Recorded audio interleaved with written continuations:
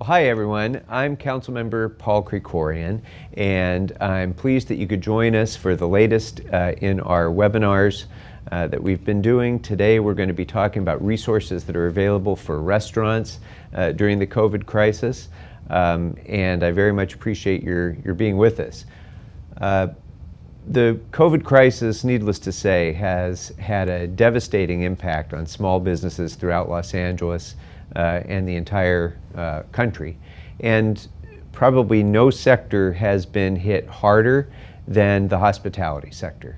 And our restaurants throughout Los Angeles have suffered some irreparably. And we've had so many restaurants that have been beloved parts of their community that have closed their doors and will likely not reopen. And that's, of course, a huge impact on those entrepreneurs and business owners that put their heart and soul and life savings into these businesses. It's devastating for all of those who depend on those businesses for their jobs, for their livelihood. But it also tears apart a little bit of the fabric of our city and our community, because in so many neighborhoods around Los Angeles, what makes that community unique and different and interesting and vibrant and a place to visit is its independent restaurants. So this has been a problem that affects all of us. And today we're going to talk about some solutions, and we're going to talk about how the city is beginning to address bringing back our restaurants, making them more successful even during these difficult and challenging times, and helping many of these businesses to be able to survive until we're into a fuller recovery period. So I'm pleased to have with me people who know whereof they speak when it comes to this, people who have been affected by this crisis, people who are envisioning the future after this crisis, and people who are really making it happen right now, and hopefully setting a good example for other communities throughout Los Angeles. So I have the pleasure of representing the East San Fernando Valley, and that of course includes the legendary NoHo Arts District, a place that is one of the real interesting, unique destinations for people throughout Los Angeles and visitors who come to Los Angeles. And one of the things that makes the NoHo Arts District so unique and interesting is its hospitality industry. And so I'm very pleased to have with me, first of all, Aaron Alenta, who is the Executive Director of the NoHo Business Improvement District.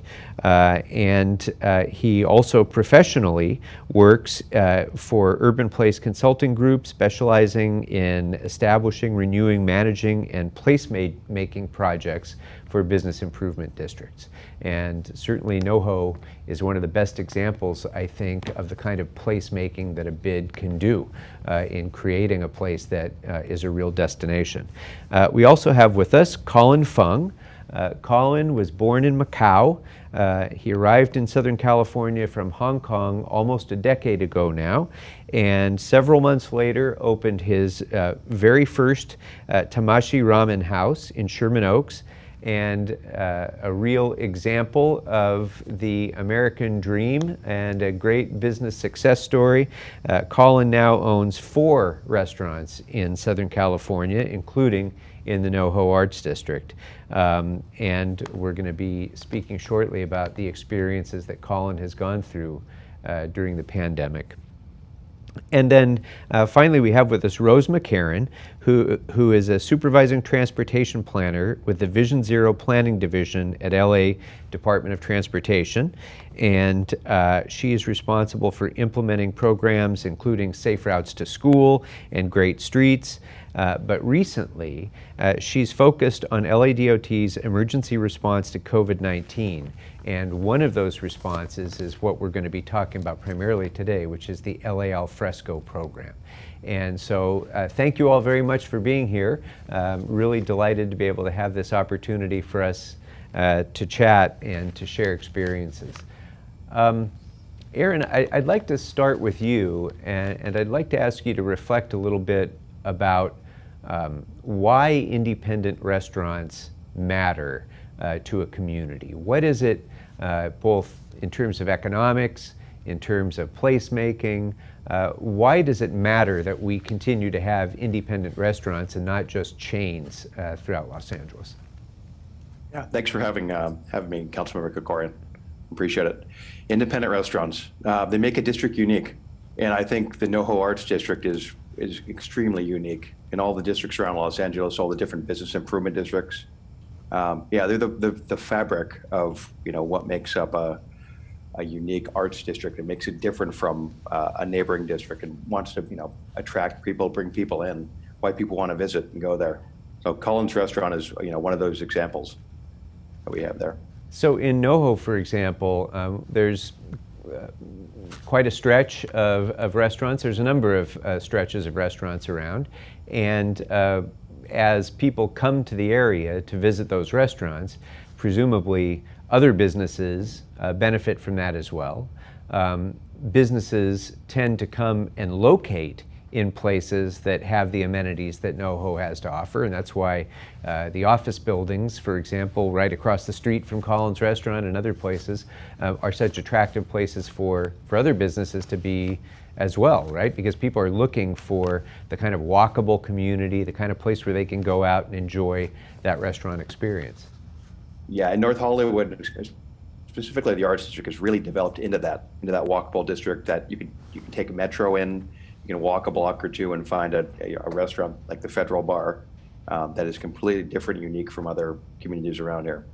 Yeah. So yeah, North Hollywood has a lot of good bones in these independent restaurants, or make up actually a third of the businesses in the NoHo Arts District. So I was often bragging about the NoHo Arts District prior to COVID, about what a terrific, vibrant business area it is, what an attractive place it is for people to come to visit and to work. And then COVID hit, and like areas around Los Angeles, the safer at home orders and people's reluctance to go out, people's concerns about their own safety was obviously very impactful. Can you talk a little bit about how the Arts District overall was impacted? Oh, it's still impacted. I mean, I think every community and every business district, every commercial district around LA and throughout the country is impacted, throughout the world. Mm-hmm. I think we all would just wish this pandemic would end. Yeah, we've really gone from just like, being caught off guard with everything to just a management, portion of this now, and just dealing with it on everyday basis. Yeah, it's been extremely difficult.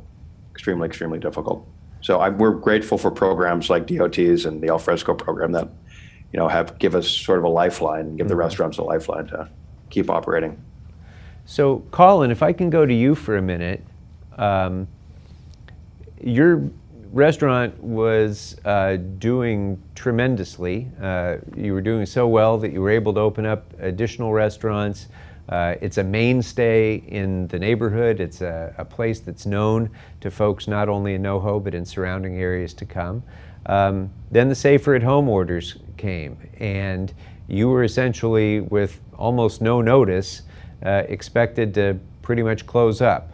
Can you talk a little bit about those first few weeks of the safer at home orders and how it impacted you?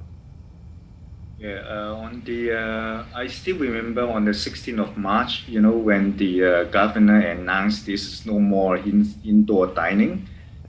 So I was like, I was shocked, because what I'm doing is the ramen, but ramen is a hard sell dishes to go, so we're more like a sit down soup with noodle and topping cuisine, So I was like, what am I gonna do, So the first thing what I'm doing, I have to contact my supplier to cut down the supply, supposed to deliver to us at the first week, and then secondly, I need to rearrange my staff the schedule, because I cannot afford to have so many staff if my restaurant was closed, um, so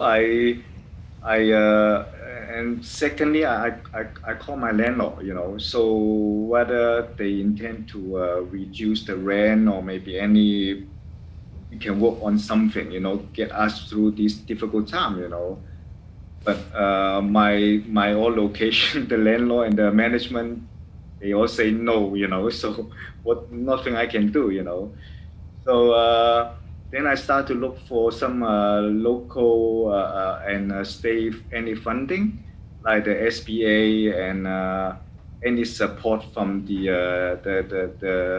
federal, So and then got that I able to get the PPP, and then when I got the PPP, then I able to make a plan for what I'm going to do in the next couple of weeks, I understand that the purpose of the PPP, and then I able to keep most of my employees stay at the same job, and then they able to get paid to support their family, But still, my ramen still is not the dishes is good for delivery, because the longer the noodles in inside the soup, they will get very mushy. Sure. So I need to change the menu right away, increase more rice dishes, increase more salad, increase more sushi dishes, something that can stay a little bit longer from my restaurant to someone's home. And then I make contact with the social media and like Facebook and Instagram, to telling my customer that we still open, but for takeout and for delivery, and then hope with their loyalty, they're able to come back to support me to get this through, So that's at the what happened at the really beginning. So it must have been, first of all, a shock to you to see such a dramatic drop in business almost overnight. But the story that you just described is a story that's been replicated in restaurant businesses across our city. And it wasn't just your loss. It was a loss to your supplier and everyone else in the supply chain who provides you with food, with all of the other items that you have to procure to run your business. All of that is hurt as well. Obviously, your employees are hurt, devastated, and you have to often, restaurants across Los Angeles laying off a significant part of their workforce. So then the other businesses that those employees would normally be frequenting are also hurt because they don't have the income to be able to go and patronize those businesses. You mentioned your landlord. In this case, you didn't get a lot of help and support, but there are businesses across Los Angeles that are trying to work with the property owner to try to either stretch out or avoid or reduce rents. So that's having an impact on the property owner and all of the economic follow-on that comes from that as well. So this really is a tremendous ripple effect that crosses all parts of the economy of Los Angeles. It's not just the owners of the restaurants themselves. And you mentioned the PPP loans, which many businesses took advantage of immediately. In addition to the PPP program, the City of Los Angeles initiated an $11 million microloan program, which is available and remains available to businesses that are struggling because of COVID-19. That allows for loans up to $20,000 for small businesses to help them get through as kind of a lifeline through these difficult times. And there are a number of other programs similar to that through the county as well. So you mentioned that you had to reconfigure your menu. You were using social media to try to get people to come for pickup. But what I'm sure what you really wanted was to get back to normal, to having people come in, visit your restaurant, and be able to enjoy the restaurant experience, not just the excellent food, but the experience of being there and dining with you. And that's where LA Alfresco comes in. And so I'd like to go now, if I can, to Rosemary and ask, just tell us a little bit about what the LA Alfresco program is and how it came about, please. Sure, thank you. It became very obvious as the pandemic hit, we were seeing restaurants like Collins struggle. And so the city tried to think about what existing resources we have that could help support these restaurants. And so we came up with the Alfresco program, which creates 4 different options for restaurants to take advantage of outdoor space to make sure they can keep the diners safe while still allowing patrons to come and visit restaurants.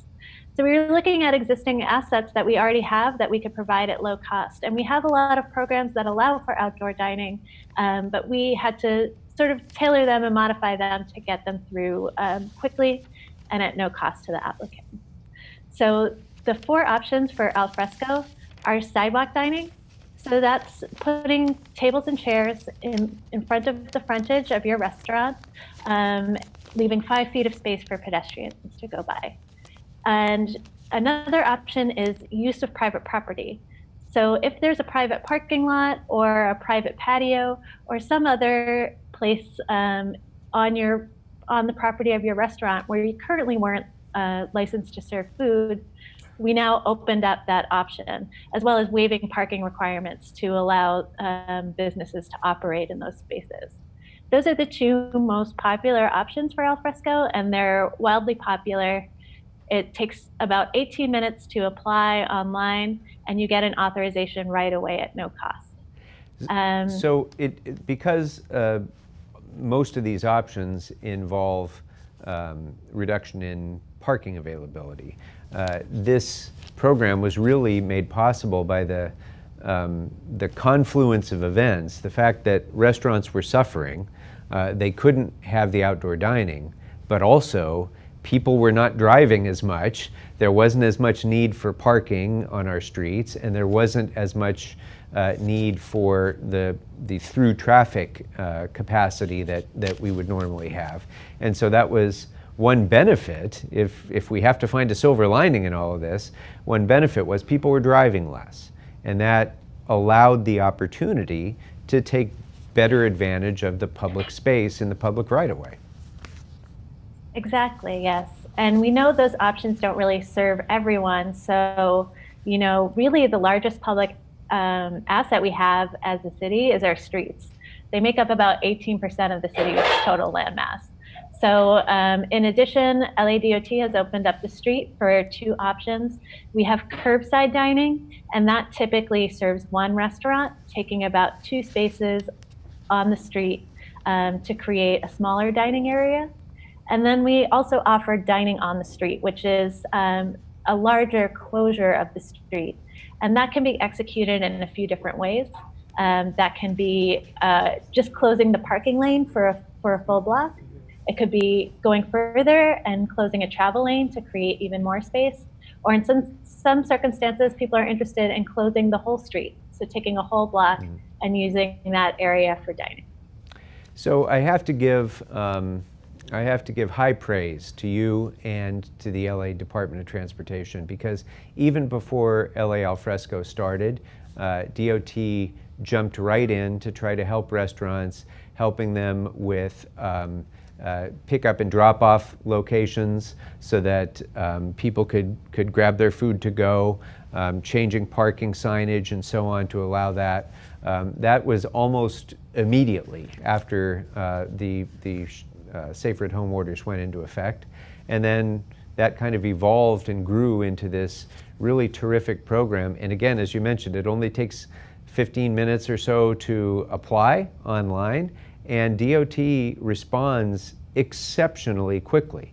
In fact, so much so that when we were prepared to open the Alfresco program in the NoHo Arts District, the K-rails started to get delivered, and it was ready to go before we even knew that it was ready to launch. That's how fast it went. And we actually have a little bit of a video clip that kind of talks a little bit about the Alfresco program and how it's rolled out in the NoHo Arts District. So if we could go to that clip now, please. forward to the new alfresco permit. The patio is being constructed right now. It's going to be 100 feet. It's beautiful in my opinion. We're hoping that the beauty of it brings people back to the neighborhood. I really do feel like the alfresco has first of all brought the community together. For some reason we're all working together and we're excited to have something to look forward to. And it's also going to help with more seats for us to bring up some revenue, try to make it through till the end of the coronavirus. We're trying to get people to come out and have some fun and be pleasant with each other. Tough times. We're trying to bring those measures to the streets here in North Hollywood.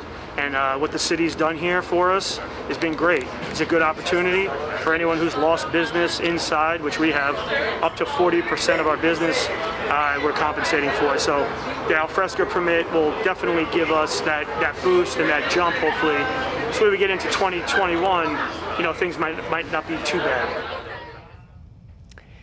So the NoHo Arts District LA Alfresco program, I believe, was the first one in the city that actually involved closure of traffic lanes to accommodate restaurant seating. Is that true? That's correct, yes. Okay. So that obviously raises some issues for people, and you have spent a good part of your career in trying to keep people safe from automotive traffic. So what kind of steps does DOT take to ensure that with this kind of a model, diners will be safe from the through traffic that continues to pass by on the street? That's a great question. So we are, it really is a balancing act. We do want to support restaurants and businesses while keeping our constituents safe and, making sure that everyone has a comfortable experience on the street. So with our curbside dining areas, we typically limit them to streets that are 25 miles an hour or less, or perhaps 30 miles an hour with a bike lane separation from the traffic so that people feel protected. We're using less, the materials we're using are more equipped to handle those lower speed limits. When it comes to doing a full closure, then we're getting into using more heavy duty equipment such as K-rails. So those are those things you see when a building's coming up for construction and they're closing part of the road. They use those either concrete barriers or plastic barriers filled with water. So our engineers make a judgment based on the speed of the street and their safety assessment, what type of materials we'll use to close the street. So we ideally will close it with those K-rails, try to have as few gaps as possible. There are driveways, people do want to access things. So these closures are fairly difficult to execute. There's a lot of things to balance. But we are really keeping in mind safety and comfort for people, because nobody will enjoy their dining experience if they don't feel safe. Well, and similarly, in areas that don't involve a full lane closure, but involve more sidewalk dining or parking lot dining, where they're not actually out into the street. The other issue that raises in some places is pedestrian accessibility. So how are you ensuring that once a restaurant starts to set up on the sidewalk, we're still guaranteeing that there's accessible pedestrian, there's enough room in the right-of-way for accessible pedestrian traffic through the area? Right. So as part of the application process, we outline all of the requirements for the program. And for sidewalk dining, one of those requirements is that they must leave at least 5 feet of a pedestrian walkway. So we allow applicants to self-certify and sign to really roll out this program with this urgent demand that there is to support these restaurants. So we have inspectors who go out and do spot checks. We also respond to complaints. We give restaurants the opportunity to correct those complaints if they are issued a notice of violation. After 3 notices of violation, we will revoke the authorization for sidewalk dining, but we haven't had to do that as of yet. So, we really just request that restaurants are respectful of the guidelines to keep that 5 feet open for pedestrians. Terrific, thank you. Let me go back to Aaron and Colin for a minute. So talk a little bit about the experience, the bid's role in this, and Colin, you and your restaurant's role in applying for the program.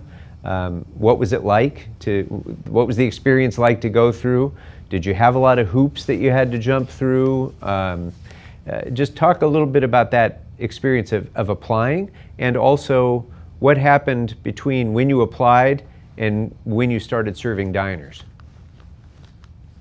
Colin will go first, real quick on this. So the NoHo bid helped facilitate the process in the beginning and bring all the parties together, from the business owners like Colin, the property owners on the street, Councilmember, your office, DOT, and that was really our role. Nancy Bianconi from NoHo Communications Group, who's been the godmother of NoHo, was really critical too in bringing a lot of the parties together as well. She knows everybody. And then from your office, Sahag Yadalian was huge. He really spearheaded this project and really shepherded this project along from just an idea to the actual implementation, which happened so quickly, like you mentioned. And thank you, Rosemary, too, for just this program in general, for how quickly you guys worked on this. So, how much of a time span are we talking about from the time that the application went in until you were up and running? I'd say Colin, it feels like less than a month, probably. But Colin, I'll let you jump on this.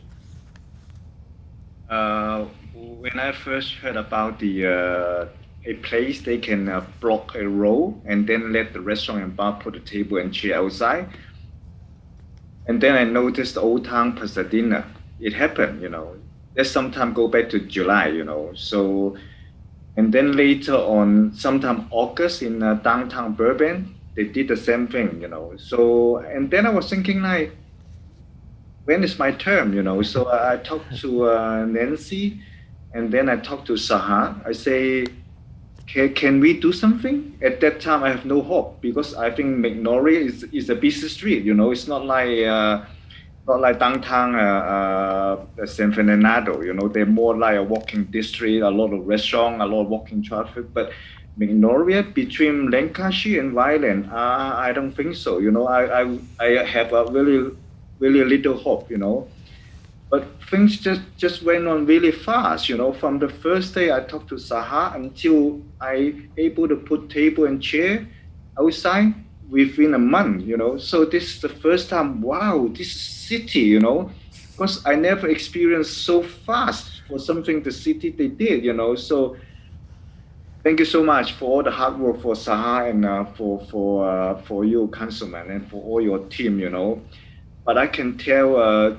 Since we put the table and chair out, and then I did a little bit of a decoration, put some carpet, put some plant as a fencing. I put some string light on top, make a little bit good ambience, My business, it was bet like 30%, So I can see there's significantly improvement for the restaurant and bar. So I keep talking to my next door. Do something, it helped, because I'm the first one to put something out. And then later on, I can see the Fed Dog, I can see the 351, I can see the Altahano. They even doing a massive project, like they building a new restaurant. I say, I can't afford it, So, but I good that I can see everybody now. They slowly they realize that this is very important for their business. Mm-hmm. So it is really helpful, but it's just a matter of for the last 10 days, last week, the weather, the air quality is just too bad, So we don't get a lot of business at the daytime because of the valley is really smoky, So, but nighttime after 8 p.m., I can see a lot of people. They walk, they take a seat, So, honest, my business I can see a big improvement. Did I understand you to say that since you've had al fresco in place, your business has gone up 30%? Yes. That's terrific. That's just great. Yes. And it's terrific to hear that the process itself was fast and efficient, and not too many hoops to jump through. So Rosemary, if I can go back to you for a minute, as I understand it, you at DOT are getting fairly inundated with applications and requests now from across the city. Can you give us a sense of, what's up and running, what your backlog of applications is? Give us just a sense of scale of the program, if you could. Sure. To date, we have installed 50 curbside dining areas, and those are spread across the city. Those are the smaller dining areas. And we've also installed 5 closures. There's the one in North Hollywood.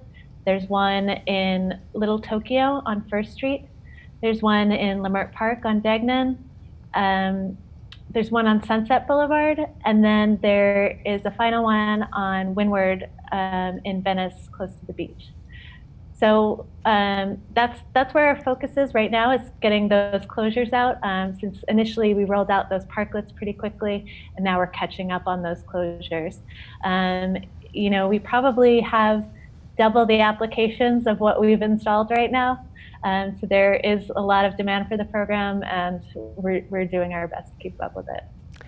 You mentioned parklets, and that's a phrase that we understand, but maybe a restaurant owner out there might not know what that is. That's a more limited closure where you're simply taking away a few parking spaces and replacing those parking spaces with a safe extension into the street for dining area. Is that right? That's right. We're also referring to it as curbside dining area to have something that's a little more friendly and not as jargony as what we use internally at LADOT. Yeah. So sorry, parklet slipped out. But it's it's typically 2 spaces. It usually only serves one business and just takes those 2 parking spaces. However, if you have a business next door, or you have a particularly large frontage and there's a third space we could take up, we do our best to try to accommodate people with as much space as we can.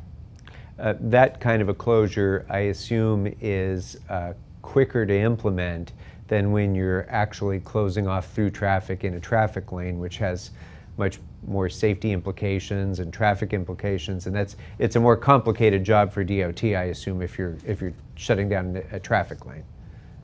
Absolutely, yes. There was a lot of work that went into Magnolia, including changing the striping on the street, putting up signs, making sure that signals would still work properly. Yeah.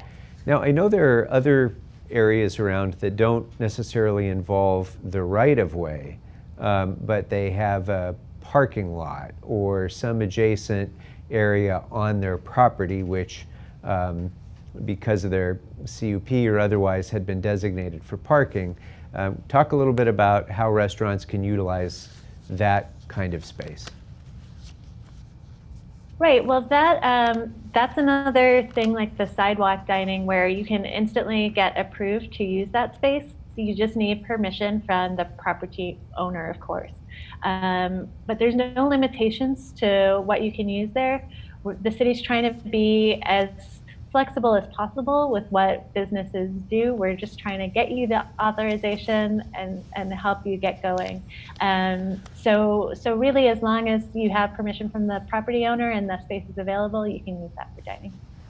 So are there any limitations on this program that a potential applicant should know about in advance? Things that will not be permitted, or space that will not be permitted to use, or a use that LA Alfresco will not accept? Yes, there's a few limitations. One of them is if you're near a residential area, you are required to stop operating at 10:30 p.m. just to make sure that the residents have peace and are able to go to sleep. It's not permitted to have any private events or charge a cover or do anything to use that. Most of the alfresco is in public space, and so we're making sure that you're not charging to use our public space.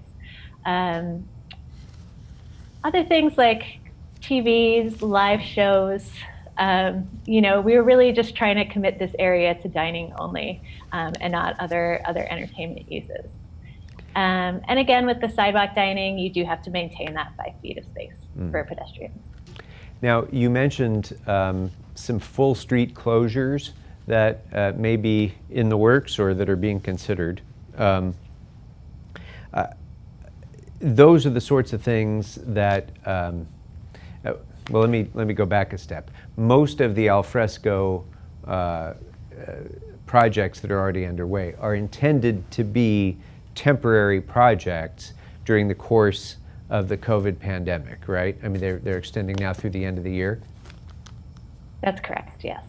And that's important for people to know for the reasons that you just described. Many times neighbors may have some concerns that if this becomes a permanent thing in certain areas, that may mean that some of the conditions that they worked hard for in a CUP are not being complied with, for example, for the long run. But this is a temporary program.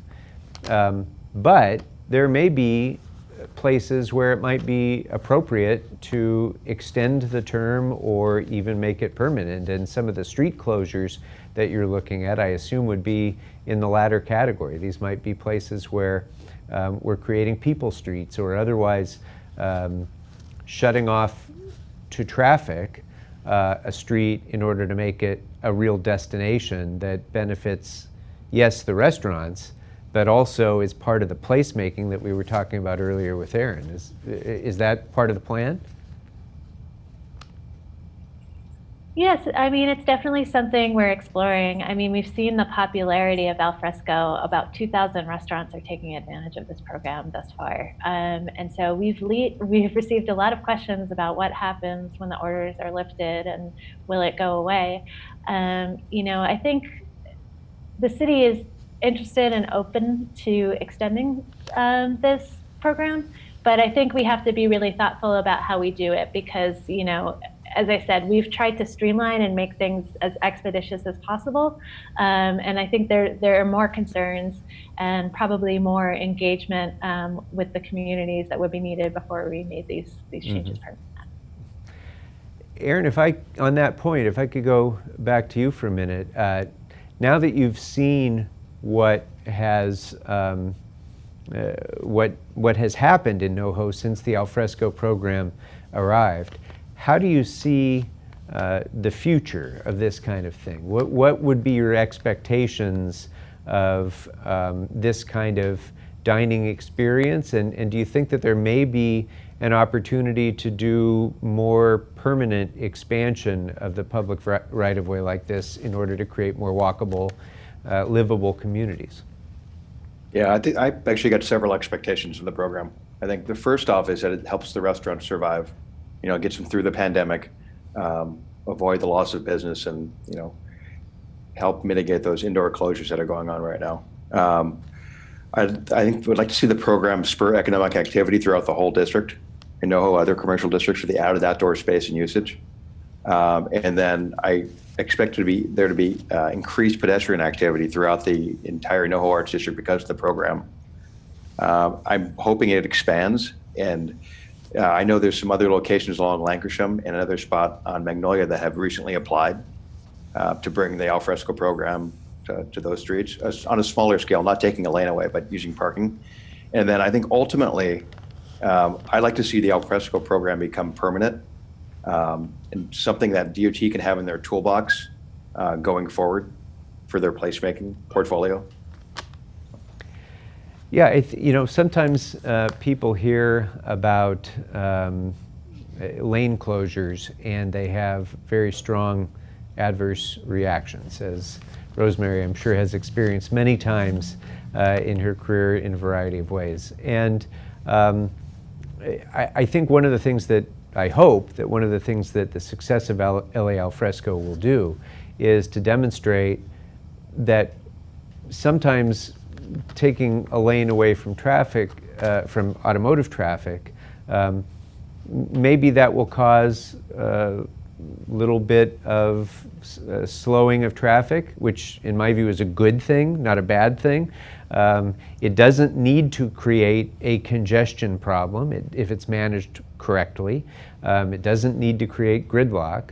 But what it can do is present a real opportunity for all of us to be able to enjoy the publicly owned space much more than we do now, simply by watching cars zip through it. We have not, correct me if I'm wrong, Colin, in your experience, or Aaron, but what have the adverse impacts been of this? Have you noticed any problems of significant congestion in the area, or any problems like that, or has it been pretty smooth as far as people adjusting to it? As far as I've seen, it's been smooth so far since it's been up and running. We're monitoring it daily, but yeah, from our experience, it's been smooth. And Rosemary, I don't know if there have been other examples yet that have been implemented of the lane closure, or if the other projects you mentioned are still in the works. But what has DOT's experience been in terms of traffic impacts, congestion impacts? So far, the only other closure that involved a travel lane was in Little Tokyo on First Street. And there we were able to take advantage of, there was already metro construction in the region that for the regional connector. And so there was a lane of traffic already removed. And so right as Metro was going to put that lane of traffic back, we were able to sneak in and keep that lane for Alfresco. So at the moment, we haven't received any complaints or seen any severe traffic impacts. Very good. Colin, there's probably other restaurant owners now who are watching this program. What message would you have for them about the Alfresco program that, based on your experience, what would you like to tell other restaurant owners about this? First of all, take the advantage, of the Alfresco dining, and then do as much you can, make your space a little bit more nice, and then you will, I'm 100%, you will bring, the business will be coming back, and then you're able to hire more employee. You can create more jobs, So everybody need to give a little bit of effort, We still have hope, not the end of the day, The indoors closed. It's a smaller door, but you got a big doors open for you, So need to be strong. Thank you. And it's important to remember that, because in a time like this, it's easy for all of us to start to feel like there's no end to it and feel a little bit hopeless. And then we see opportunities like this, and I think it does give people confidence that there are bright lights ahead. There are ways that we can get through this. The pandemic will end, and if we're smart, if we're creative, if we are persistent, we can develop projects like this that will help businesses to flourish and help neighborhoods as well. So, Aaron, in terms of the restaurant community in North Hollywood,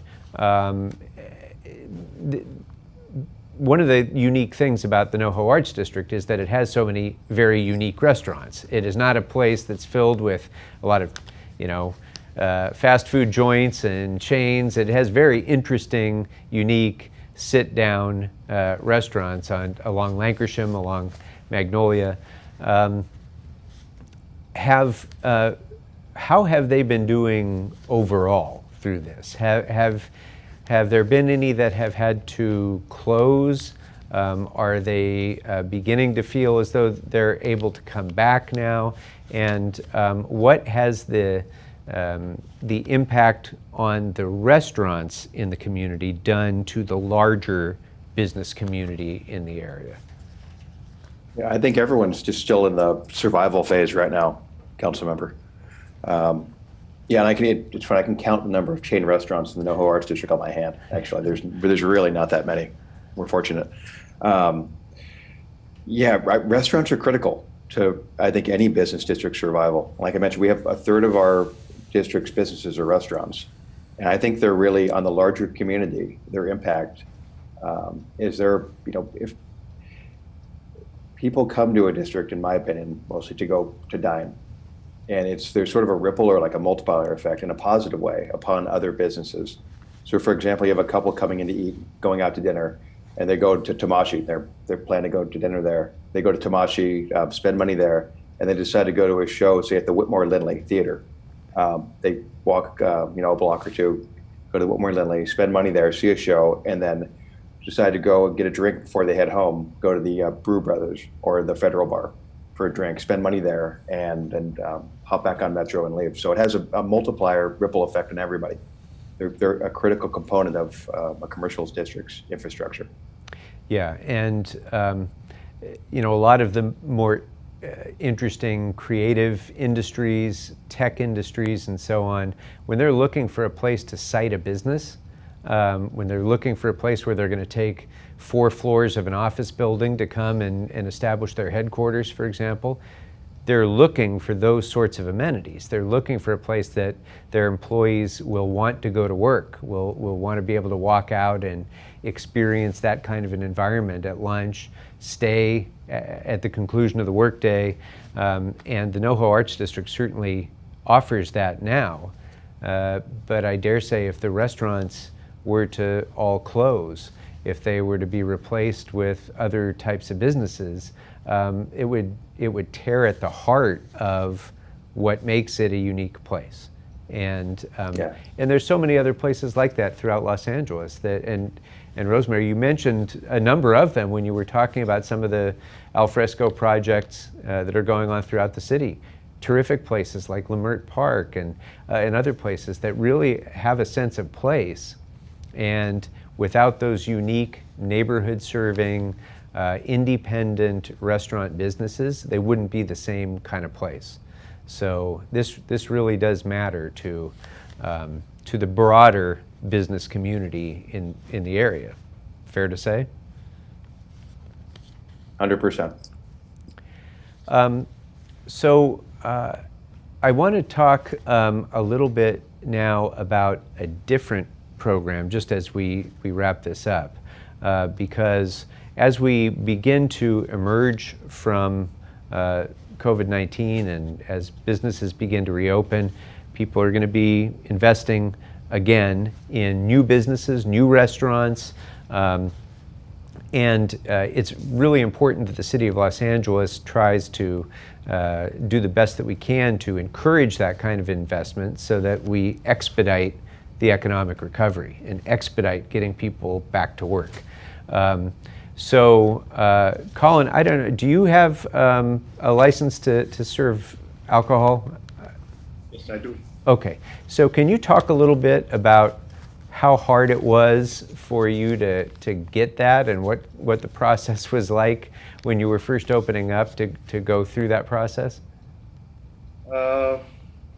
My experience was I built several restaurants when I moved to the United States, but I found the most difficult part is the processing to open a restaurant. It's so long. The day that you submit the plan check, the day that you have the inspector come on site to check all your plumbing, all your electrical. For me, it looks like, especially consider the place where I'm coming from, Hong Kong, we're very more speedy, so, but in here, it takes too long, so, for example, the landlord, they only give me 2 months is for the free rent for the construction. They always take like 4 months, so without making money, another 2 more months, I have to put money from my pocket, so right. I wish if in the future we're able to speed up the process of any application. The sooner I can get a permit, the sooner I open the restaurant, the sooner I can create more job. So. Right. And also, when considered to apply for alcohol license, uh, it's talking about 6 months, and then it's talking about a lot of down payment, and then I don't think a lot of the smaller business they're able to upfront like 18,000, 20,000 for BNY license. So if the ABC or not the ABC, if the city, they will consider to do a little bit better to help the restaurant or bar business to move a little bit fast, and then it will help, So I heard about the beverage program going back sometime in April and May, but just all of a sudden, I don't hear anything. What's going to be happen? Well, I'm going to tell you about that. Okay. But your experience is a great example, because most people who want to make their dream a reality and open up their restaurant as an independent entrepreneur, most people will have a lot of trouble carrying the rent for 6 months or longer without serving a single customer, because they're still waiting for permits, they're waiting for approvals, they're waiting for their plan checks, they're waiting for all of the steps that you have to go through. And so the void ends up getting filled by big corporate chains that can afford to do that and who understand the process. And so you get more and more cities across America looking like every other city, because the big chains are filling up Main Street and taking over all these business opportunities. So I think businesses like yours, as we've discussed throughout this program, are critical to making a place unique. And it's the rare person who can see through all of the challenges that cities put in their way in order to get open. So one of those big challenges, of course, is the time delay that it takes to get a conditional use permit for the sale of alcoholic beverages on site. And that's for good reason, because we want to protect neighborhoods. We want to make sure that we don't have places that are selling alcohol and creating a problem in the neighborhood, who are violating ABC regulations and all the other things. That's why we have a CUP process, a conditional use permit process in the first place, that has a public hearing aspect to it and all of that. But what we have found is that at the end of all that, at the end of those many, many months of process, at the end of spending, $12,000, $13,000, $14,000 in permit fees and more on lawyers and everything else, that we end up in the same place that we could have agreed to at the beginning, with the same kinds of conditions in restaurant after restaurant after restaurant. So I've initiated a new policy, which hopefully will be passing through the council soon. It has to still be heard by the Plum Committee and then go to the full council, by which if a restaurant agrees to a set of conditions that are more protective of the community than 80% of the CUPs that we actually grant, if they agree to those conditions up front, we can expedite that process, slash the fees from $13,000 down to around $4,000, cut the time from 6 to 8 to 9 months down to a matter of weeks. And we can help restaurants in the aftermath of this pandemic get up and running, start hiring people back to work, and creating the kinds of environments that we've discussed that are the places that make neighborhoods and make communities in a much more expedited way. So hopefully we'll have more business people like you, more entrepreneurs like you who want to come into Los Angeles and make their dream a reality right here in LA. So right now that program has not yet been passed by the council. I hope that it will soon. And I think this is a terrific way to be able to protect neighborhoods, but also get out of the way of people who want to invest in communities, invest in creating jobs, invest in creating places that we all want to go and visit and enjoy. And that's the goal of the program. So hopefully other businesses will be able to enjoy the benefits of that soon once it progresses through the council process. There are an array of different programs that are available to provide grant funding and loan funding to our small businesses. We have lists of those programs that are available on my website at paulkrekorian.org. So if you are watching this and wondering about what other resources may be available for businesses in the city of Los Angeles, I hope you'll visit my website, and we have the list for you there. Those will all be important to get through this tough time. But what really is going to matter for businesses is, as we emerge from this, continuing to create a city that encourages investment and encourages entrepreneurs to open up rather than finding ways to say no. And we're continuing to work on that. And I think that the Alfresco program has been a terrific example of that kind of change in atmosphere around City Hall. And Rosemary, I think you hit it on the head when you said that this is something that the city really sees as being an important thing to get done right now more than ever when people are struggling to get back to work. So I want to thank you all very much for having this conversation with me. Any last thoughts that anybody would like to offer to the entrepreneurs who are watching today, to the potential restaurant owners or the restaurant owners who are struggling? Any last thoughts before we go? Aaron? I would just say take advantage of the Alfresco program, why it's there, and hopefully becomes permanent in the future. And thank you, Councilmember, and thank you, LADOT. Yes.